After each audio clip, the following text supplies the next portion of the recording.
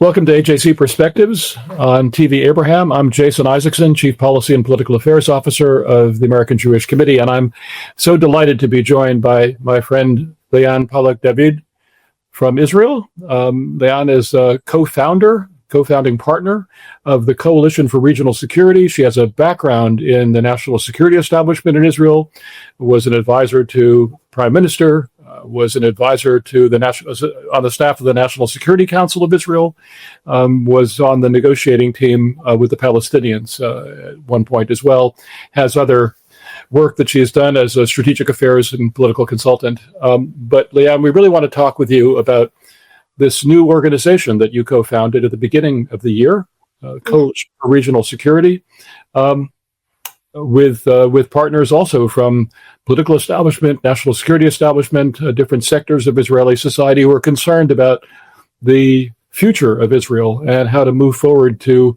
a new reality in the Middle East after you actually founded it during the war in Gaza, but really as the war has now wound down, looking ahead to a way to build on the political and military achievements of Israel and find a way forward toward greater security for the state of Israel and for the region.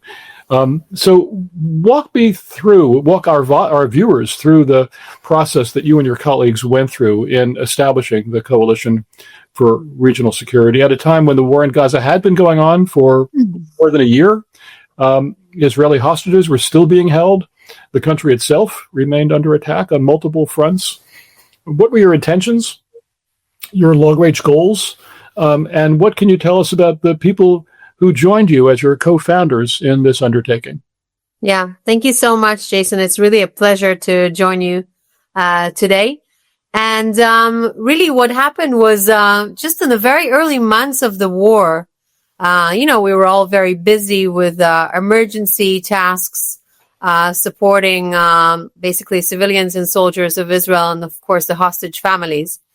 But it was already quite clear in the very beginning of the war, to me and to some of my former colleagues, that this is a regional play. So just 2 weeks before October 7th happened, we saw the Crown Prince Mohammed bin Salman of Saudi giving a historic interview to Fox News, talking about normalization with Israel and about how we're getting closer than ever, and it's going to be the most historic agreement since the end of the Cold War.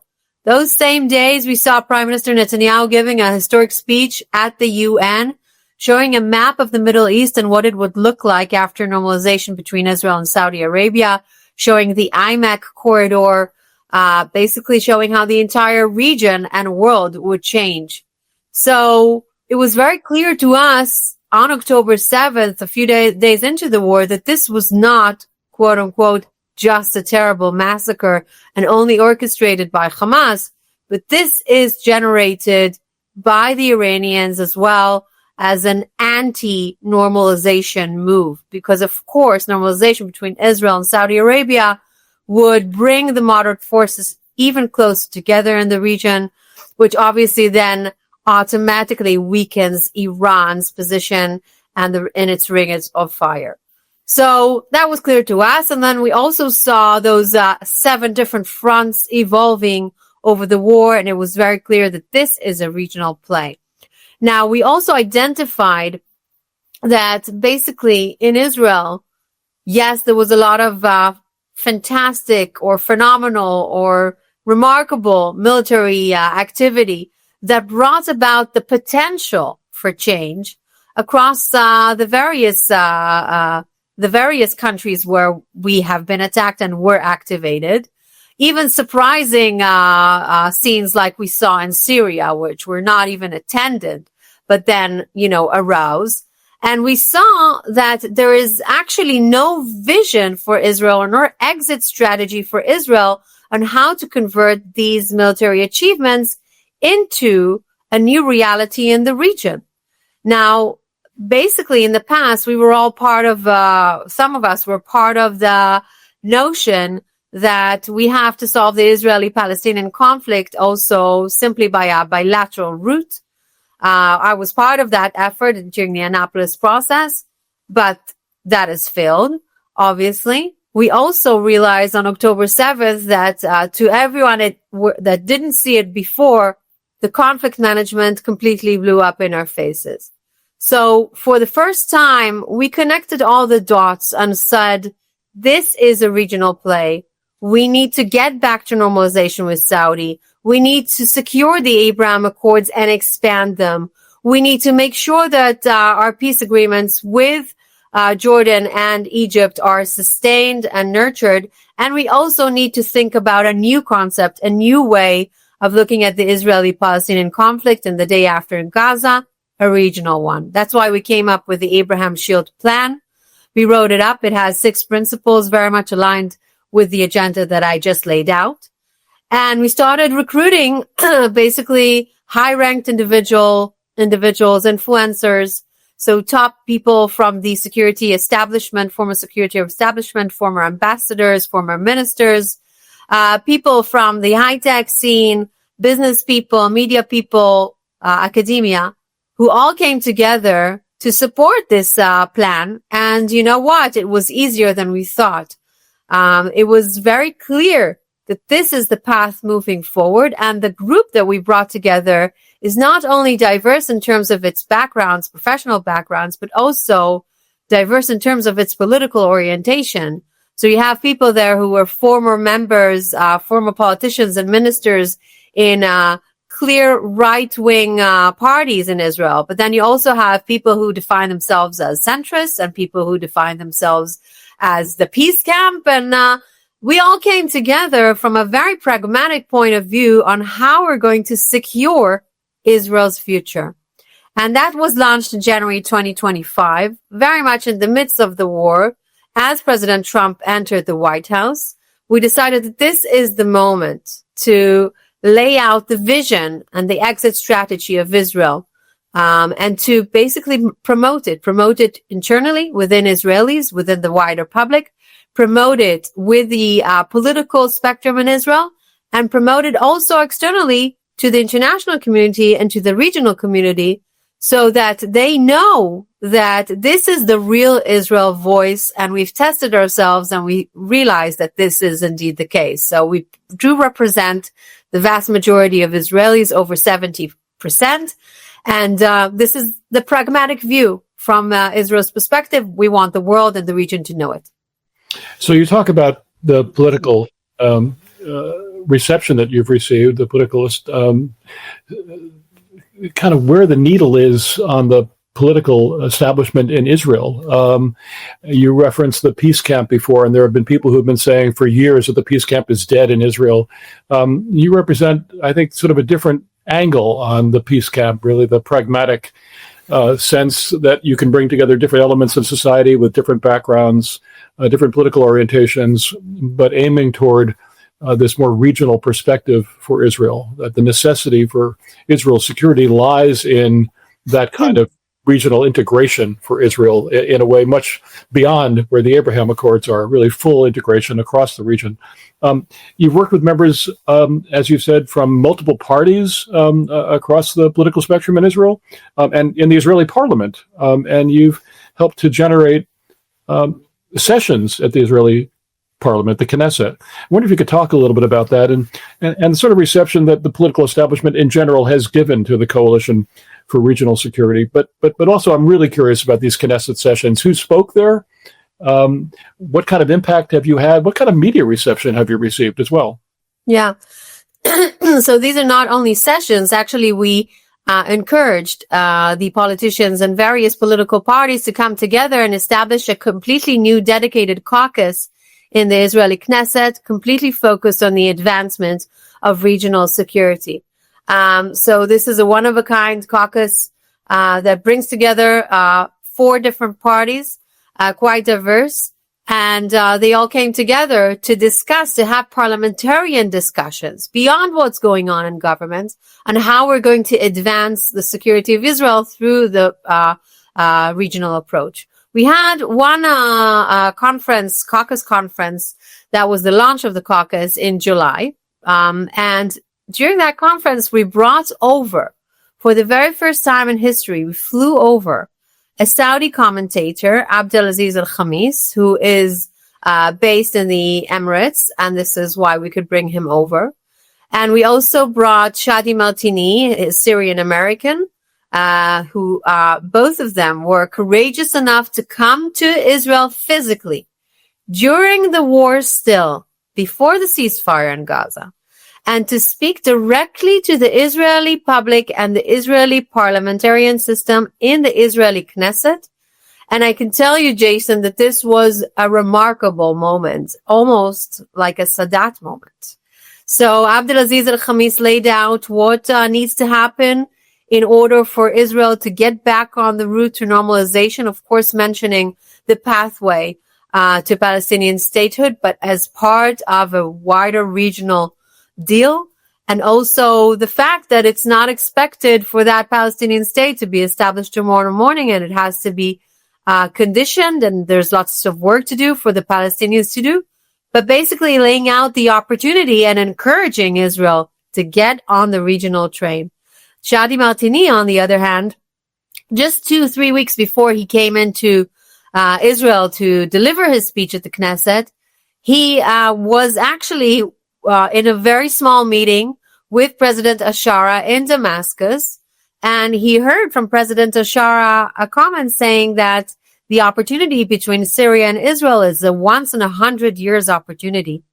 And that's the message that he brought with him from President Ashara to the Israeli Knesset. I can tell you, Jason, there was no one single news platform in Israel that didn't cover this, those two figures coming into the Knesset. It had tremendous impact, and it opened up a conversation, a parliamentarian conversation, about how are we going forward from here, and how are we going to, as I mentioned before, transfer or translate the military achievements into strong alliances, into solutions, into a new pathway moving forward.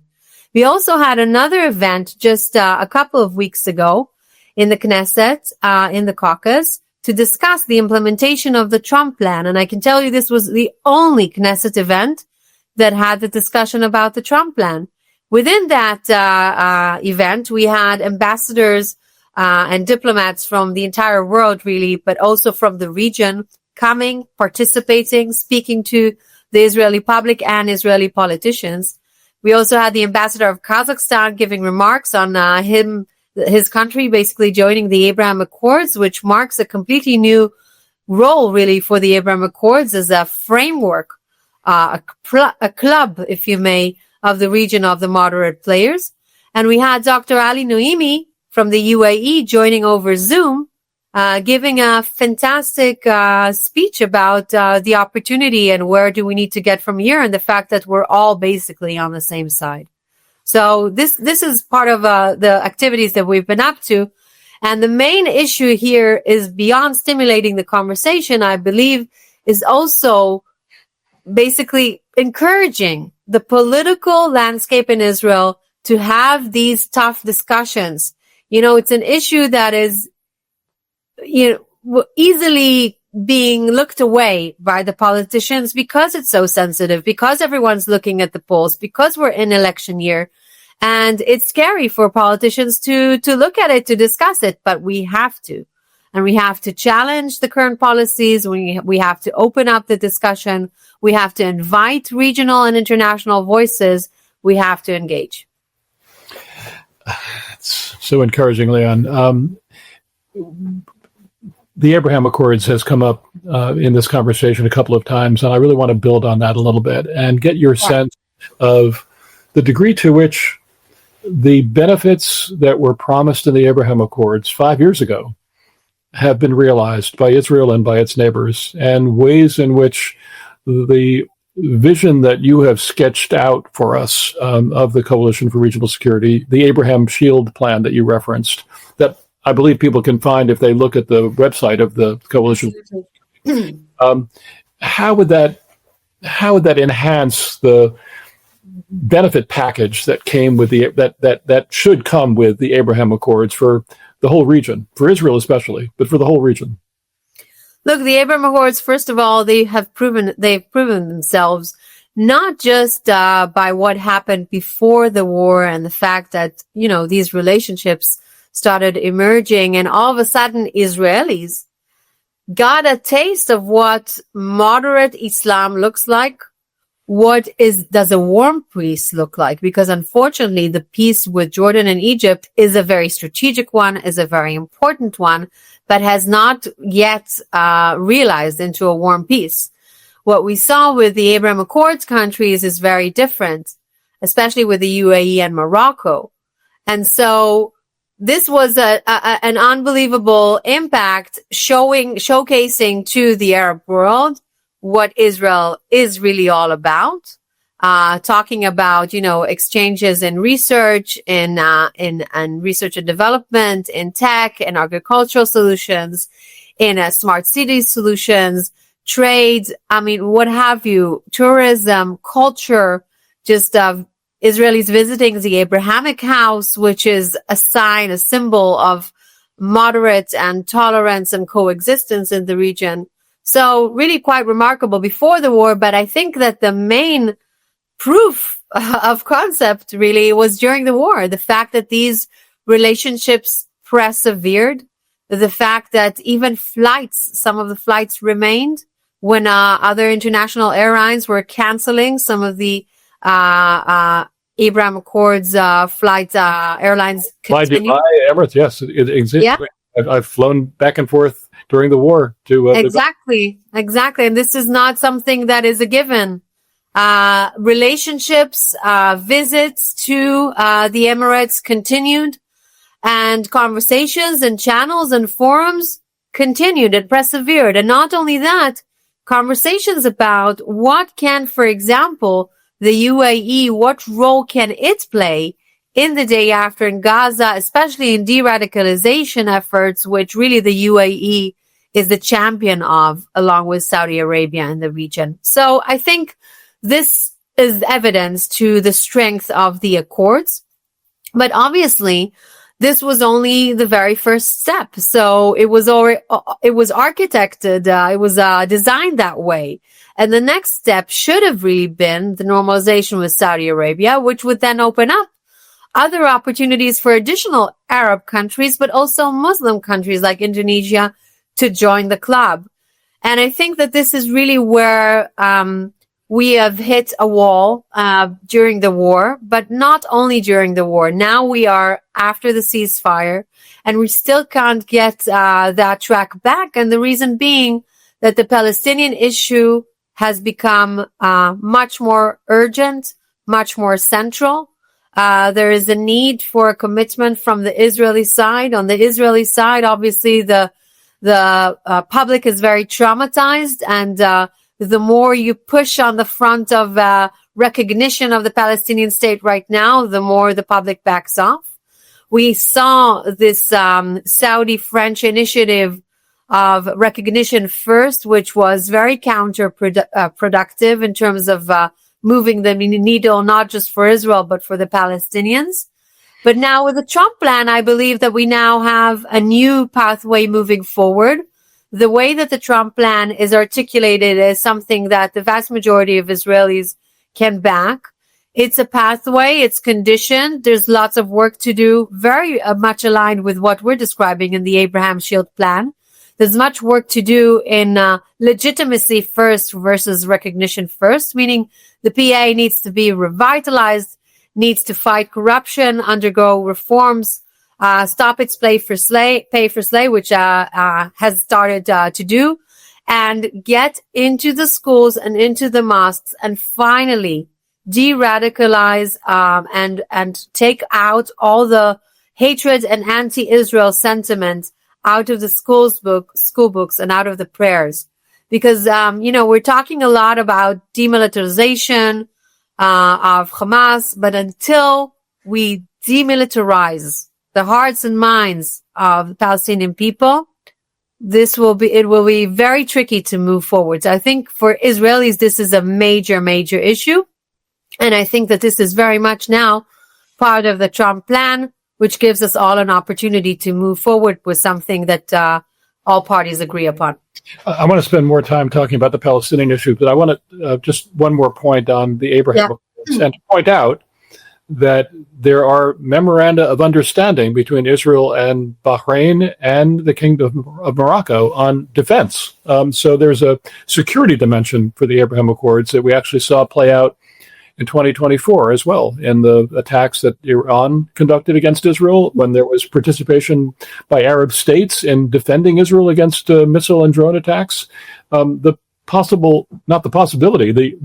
fact, the emergence of a regional security architecture really powered by the Abraham Accords and by, frankly, the United States as well, embracing Israel in the area of responsibility of CENTCOM, bringing together Israeli and Arab forces, even forces from countries that don't have a relationship yet with Israel. But that security dimension is quite important as well, I think. Absolutely. I mean, we saw exactly like you said, we saw during the Iranian attack how the regional players in architecture under the leadership of the U.S. and CENTCOM, how that came about, how that acted.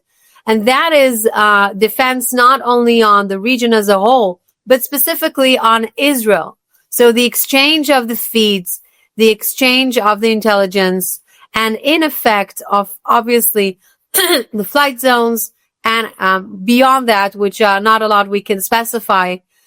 This is the real Iron Shield, Iron Dome, not just on the region, but on Israel specifically. And I think that Israelis now understand that how much of a regional factor is important for our defense. It's something that we not only would like to have, it's simply something that we need. But also, I think that the regional players, the regional moderate players understood how much of a common interest and a common threat we have. So today it's Israel that is being attacked. The next day it could be any number of these countries. So we have to work together. Israel has so much to offer, especially on the defense and security side. And we have common interests. We have common ways of working together, and we need to be creating more and more of this regional security architecture to the extent that it becomes an alliance.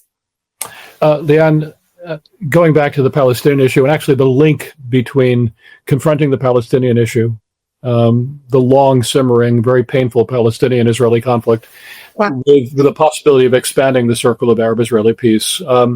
There's been a good deal of talk, as you know, over the years, especially the last several years, about the possibility and the desirability of expanding the circle of peace to include the Kingdom of Saudi Arabia. There was a good deal of talk about that, and just before the October 7th, the weeks before, as you were mentioning earlier. But as the war in Gaza proceeded, it became increasingly clear that the Saudi position on the necessity of a Palestinian condition, a Palestinian component of an eventual normalization package, was increasingly important to the Saudis. They needed to see something hard, something tangible on the Palestinian front. How do Israelis regard that apparent conditionality, that Saudi-Israeli ties can only move forward if there's a path to statehood for the Palestinians? Is this seen as a hard and fast condition laid down by the Saudi leadership, or more of a negotiating position? I've heard it both ways from different Israeli leaders and officials. And here's the bottom line question: if it's a firm condition, would Israel, which is understandably wary of Palestinian sovereignty, would the Israeli public accept that trade-off?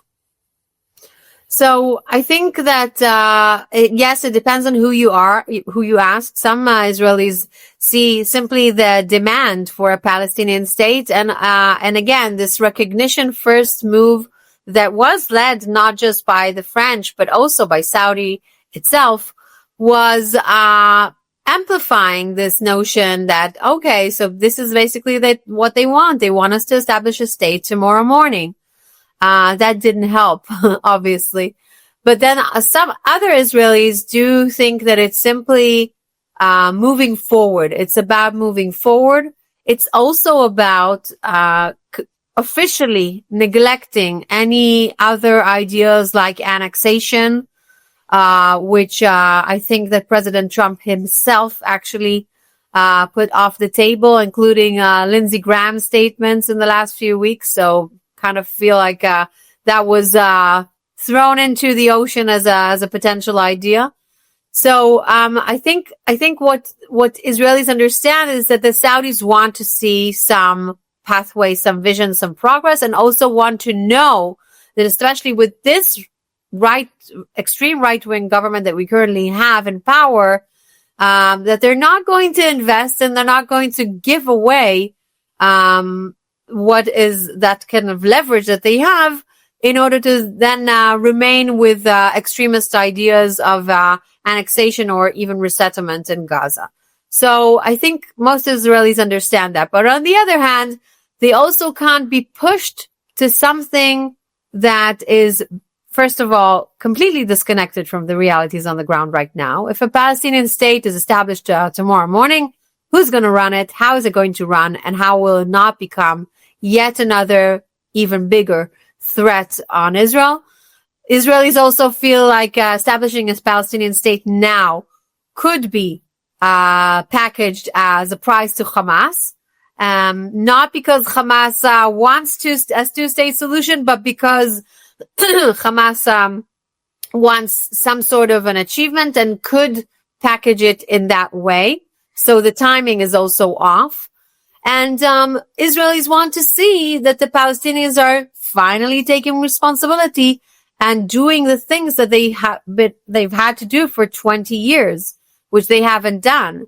And unfortunately, I'm also still hearing a lot of this Palestinian sentiment that everything has to do with the occupation.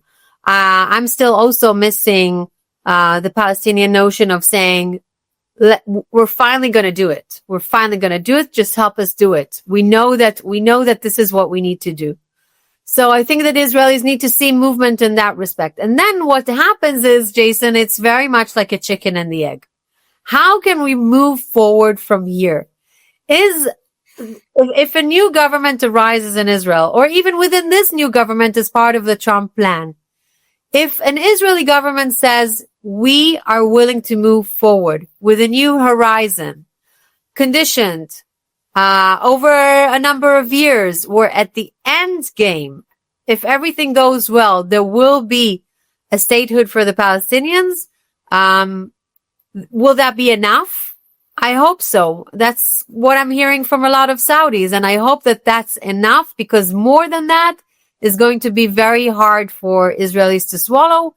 And also, personally, I have to tell you that I don't believe that anything more rushed than that makes sense. And I think you want not only continued consistent American leadership on this front, but also the participation, the active engagement of moderate states in the region that want to change the reality for their own countries, but also for the Palestinians, and recognize the benefits of a relationship with Israel. That seems to be the process that you're encouraging, that you've been successfully highlighting for the Israeli public to really move the needle on this, so that an Israeli public can accept the notion of a political horizon for the Palestinians, at the same time that there are changes being made among the Palestinian population, Palestinian leadership, with the cooperation of Israel and the Arab states, so that we can actually realize a new Middle East, which is what the Coalition for Regional Security has been aiming for. And we're so grateful, Lianne, that you were able to join us today for AJC Perspectives on TvAbraham, and look forward to staying in touch with you as this process moves forward. Thank you again. Thank you so much, Jason. It was a pleasure to participate. All the best.